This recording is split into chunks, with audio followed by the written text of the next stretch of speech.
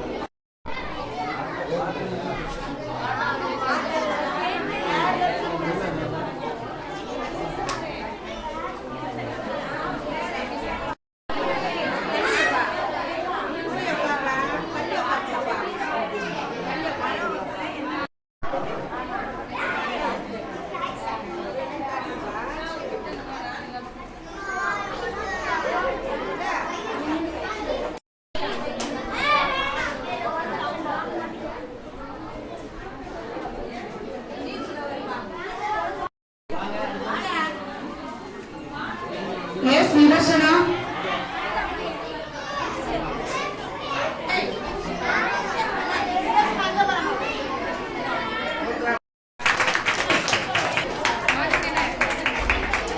First time.